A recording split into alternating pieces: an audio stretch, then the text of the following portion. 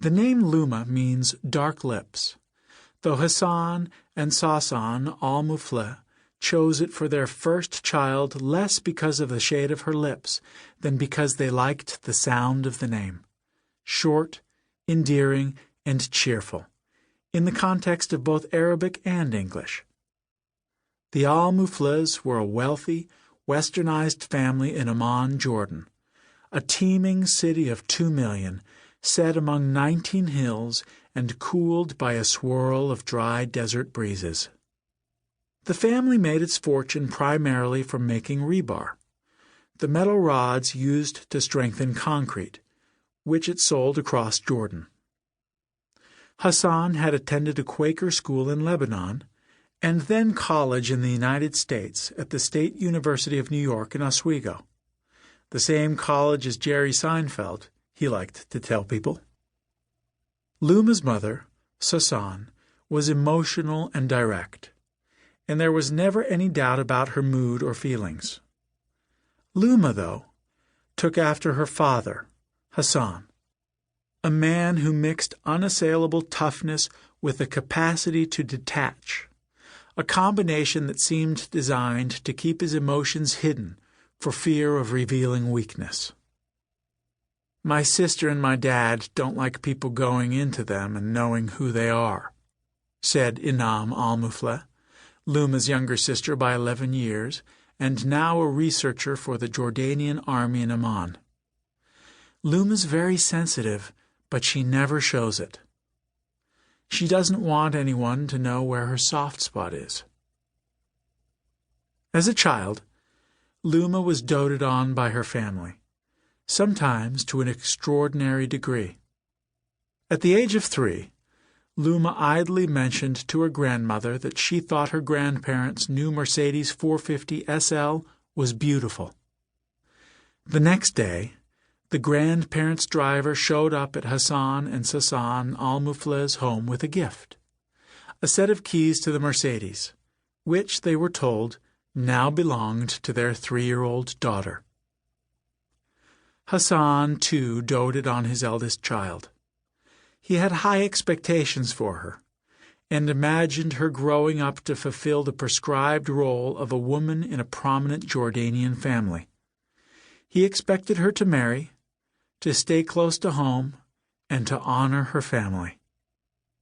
From the time Luma was just a young girl, adults around her began to note her quiet confidence, which was so pronounced that her parents occasionally found themselves at a loss.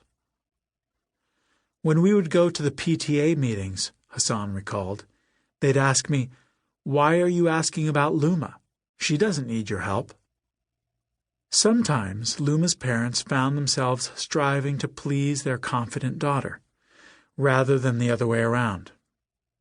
Hassan recalled that on a family vacation to Spain, when Luma was 10 or 11 years old, he had ordered a glass of sangria over dinner, in violation of the Muslim prohibition against drinking alcohol. When the drink arrived, Luma began to sob uncontrollably. She said, "I love my father too much. I don't want him to go to hell," Hassan recalled. He asked the waitress to take the sangria away. "I didn't drink after that," he said. Luma encouraged, or perhaps demanded, that her younger sister, Inam, cultivate self-sufficiency, often against Inam's own instincts or wishes.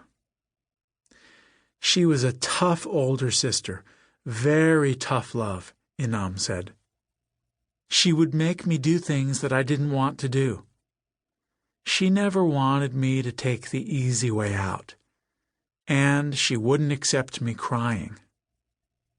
Inam said that she has a particularly vivid memory of her older sister's tough love in action.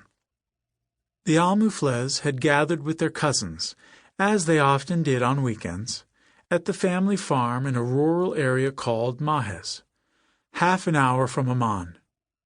Inam, who was just 7 or 8 at the time, said that Luma took her and a group of young cousins out to a dirt road to get some exercise. The kids set off jogging, with Luma trailing them in the family Range Rover. It was hot and dry and hilly, and one by one the kids began to complain. But Luma wouldn't have any of it. She insisted that they keep running. She was in the car, and we were running like crazy, Inam recalled. Everyone was crying, and if I would cry, she would just look at me. That withering look, which Luma would perfect over the years, had the stinging effect of a riding crop. Despite the pain, little Inam kept running.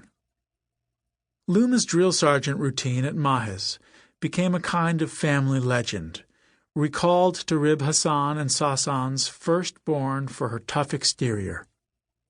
The family knew another side of Luma, one that others rarely encountered, that of a sensitive, even sentimental young woman with a deep concern for those she perceived to be weak or defenseless. Luma laughed along with everyone else. She enjoyed a good joke and a well-earned teasing, even at her own expense. But jokes aside, Luma's tough love had its intended effect. "I wanted to prove to my sister that I could do anything," she said. "I always remember that my sister pushed me, and I found out I was able to do it." The Al-Muflehs were intent on raising their children with their same cosmopolitan values.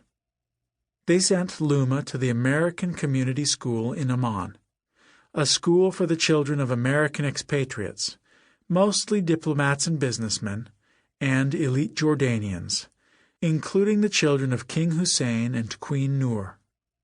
Luma learned to speak English without an accent. She now speaks like a Midwesterner, and met kids from the United States and Europe, as well as the children of diplomats from all over the world.